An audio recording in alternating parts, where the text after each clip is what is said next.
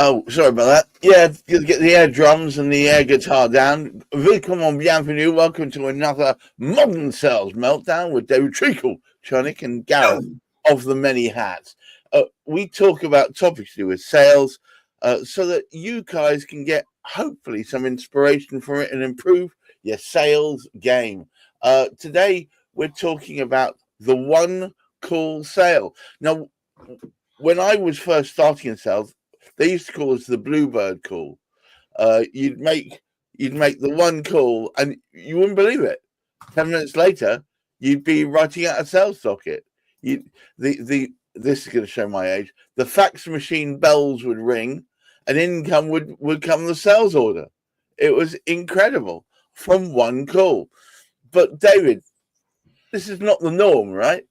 Far from it, especially these days. People don't know about it, and people who, unless you are in a sales role, you don't experience the same sort of pressure to do it. No. Yeah, so it's not. But here's the thing, right? Most sales managers I've ever come across present it that it's perfectly reasonable and rational to expect to have Bluebird calls all the time. Look, there are definitely some sorts of products that are particularly, relevant to doing the one call sale.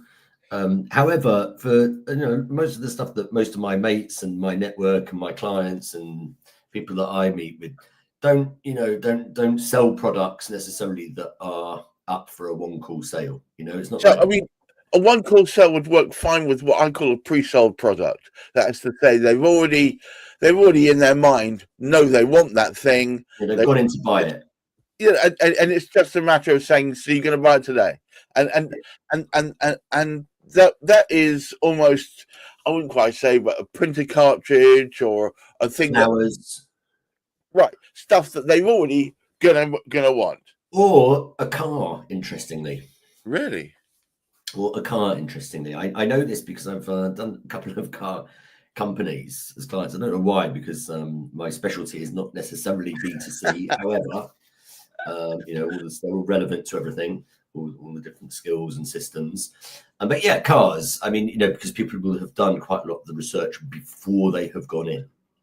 Right, because I mean, if just to roll with that for a second, a car is the second single most expensive product that people tend to buy for themselves. The house being the most expensive, and the car being something that they realize that it's going to be a relatively large outlay, possibly over a reasonable period of time. So therefore, they'll do the research up front. So by the time they're hitting the salesman on the front stoop of the car sales place, they've already worked out probably which. It's very rare that they walk in and say, "Well, I want a car, but I don't know what I want."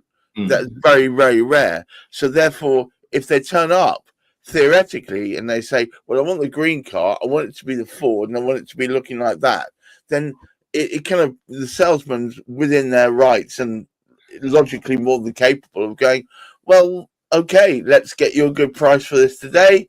Would you like to sign on the dotted line?" Yeah. That is practical. But they've seen it online. Right. They've also bought one before, and so yeah. So actually, if you physically ever go to a car dealership or a car supermarket to buy your car, the salespeople that sell them to you are tuned into doing a one call sale, one meeting sale. They know that if you don't buy it there and then, that the probability of you buying it from them falls off a cliff. Yeah, they don't let you leave. They know this and they're used to it. Yes. So for them, this is a normalized thing. People also tend to set aside a certain period of time for their car purchasing appointment. Yeah, they know they're gonna be in there probably for an hour and a half doing it. Okay, so and actually, a lot of car companies, certainly that I've dealt with, know about the upsell and the cross sell, and they throw all of that kind of stuff in as well. But we're still talking in the sales world as a whole. something that is relatively unusual. Yeah, it can be very unusual, especially for things like services, Right. And often, people that buying business services, certainly, they don't buy them every day. I'm always having conversations with people selling these stuff, whether they're owner managers or whether they are sales directors, that they are the experts in how to buy this stuff because they are selling it day in, day out. Whereas the buyers of these services aren't buying them every day. Right. Yeah. Who we dealing with? Event production services for throwing your annual exhibition stand or something, or a new website, or sales consultancy. There's all sorts of stuff that people do not buy regularly, so they are not experts.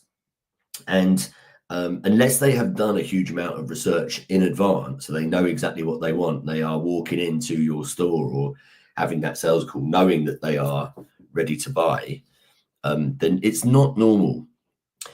And even if people do that from time to time, for the seller of those services, the owner of that business, Right. they are not used to selling it in one call. Their expectation, I have found, is that this is going to be a convoluted journey. And when they go into a sale, imagining it to be, visualizing it as a convoluted journey, picturing it in their head that this is going to be involving a number of meetings and conversations and contracts and proposals backwards and forwards and negotiations and all of that kind of stuff. If you are visualizing that, then it's more likely to transpire that way. So are you saying that visualization up front can really change the course of the sale anyway? And therefore, perhaps you should focus on making sure that visualization is as close to reality as possible.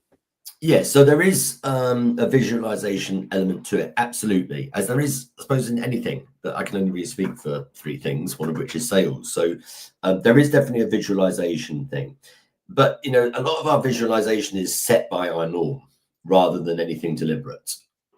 Yeah, if we are experiencing the same thing over and over again, then the chances are we're going to visualize it happening that way. Yeah. And I like to have things that are very practical. We've talked before about how, when it comes to sales competencies, I want them to be practiced and intuitive so that we don't have to think about what we're going to say next whilst we're listening and communicating with somebody else. A lot of the work that we do, the most important work we're doing is in interaction with another human being or another thing. Yeah, in which case we want to be tuned into what they are saying. Well, yes, absolutely. It's the communication element, which is where we're doing the listening and they're doing the talking. Correct. So, in some sense, any kind of visualization is taking your mind off what the other person is saying. Yeah, right. How they're communicating. So, I always prefer formulas, practiced formulas, methodologies, processes, structure, systems. Yeah. A lot of people still think that selling is about the gift of the gab, and the gift of the gab ain't worth shit unless you've got a decent system. Yeah, process. It's the gift of the gab is very useful. The gift of the gab is very useful in very discrete elements of sales, but it's good at the opening and it's good at right at the tail end at the closing. Just to get them over the line or get them interested in the first place. But the bit in between, the most important bit one might espouse is the process and the management of that process. For sure, exactly. So what I have found and what I try and instill in everybody who comes and joins the Treacle Club or anything like that, or my friends, is to figure out what your process is or copy somebody else's process and follow it diligently and repeatedly, and then you will learn it. And what that means is that when there is an opportunity for somebody to buy in one call, then if you are following a process, you might be able to get through that process quickly. Oh, there he goes. Oh, at least I remember to mute first. Thank you for muting. Thank you. Just give your camera a little wipe there. Yes.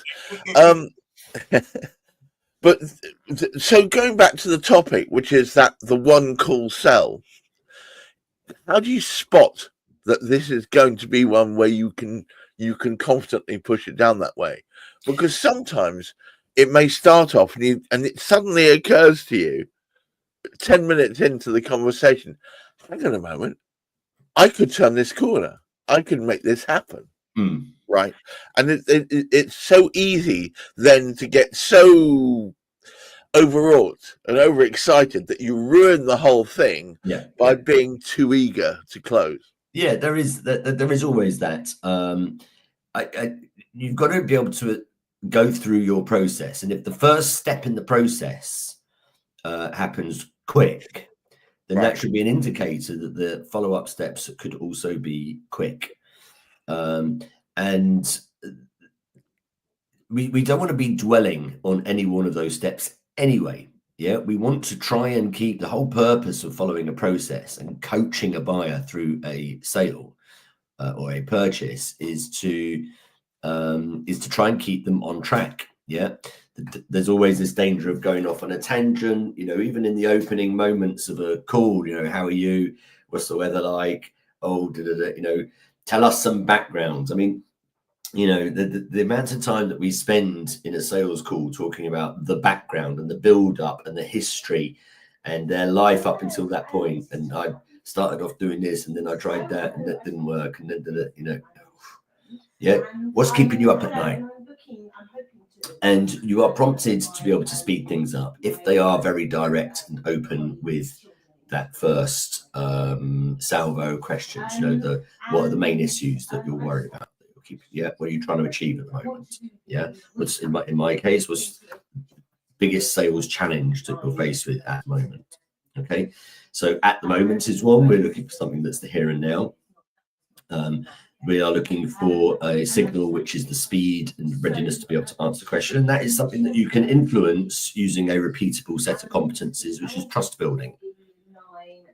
Yeah, a lot of buyers are quite even keel. Which means that, you know, they will present as somebody who, yeah, you know, they're not that bothered one way or another. They're trying to protect themselves from becoming vulnerable to somebody who will be selling to them. Yeah, so trust obviously helps them knock them off their even keel a little bit and helps them be a bit more open.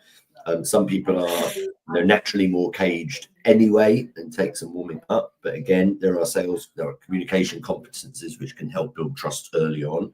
One of them is the competence that we often talk about, which is repeating back word for word what somebody has told you. Yeah, so if you're able to do those things, you can garner enough trust to be able to get what their problem is out on the table. And of course, by doing that, you'll be able to detect quite easily whether they have done some prior research, whether this is something they've been thinking about for a long time, that they have been building up to it. Right. Yeah. Are we on the third thing? Third thing is whether you are qualifying. The lack of qualification slows down sales and actually reduces conversion rates. Lack of qualification. Right. If in the outset, before we get into the sales conversation, I am doing things like checking, you know, if you were to go ahead with whatever we're about to talk about, yeah, when do you think you'd be making a decision? But there's a point where you can't answer that. You can't ask that until they've got enough trust in you that you are capable of delivering on that. That is what is the received wisdom, because it's a tough question. Yeah, it's a tough question in the same way as another qualification question is, which is about budget. What's your budget? Yeah.